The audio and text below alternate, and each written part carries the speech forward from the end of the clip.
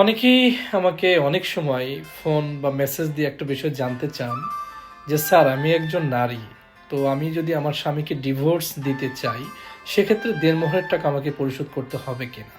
তো আমি তখন তাদেরকে অ্যান্সার করি যে না, আপনাকে পরিশোধ করতে হবে না।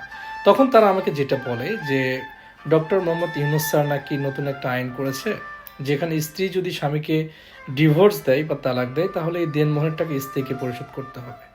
তো আমার মনে হয় যে ছোট্ট একটি ভিডিও, সেটা হচ্ছে এটা আপনাদের সবার জন্য যাদের মনের মধ্যে এই প্রশ্নটা রয়েছে।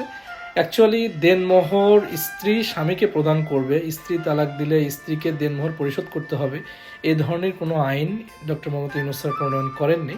এটা সম্পূর্ণরূপে গুজব এবং বিলিভ ইট অর নট, এটা একেবারে এমনভাবে বিষয়টা ছড়িয়েছে বা গুজবটা ছড়িয়েছে, সবারই ধারণা যে আসলে এটাই হয়তো সঠিক। আসলে এই বিষয়টি সঠিক না।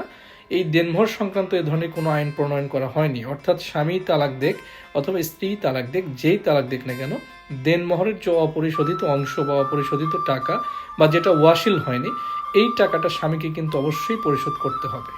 আর যদি স্বামী এই টাকা পরিশোধ না করে তাহলে স্ত্রী আইনানুগ পন্থা অবলম্বন করে এই টাকাটা কিন্তু আদায় করতে পারবে।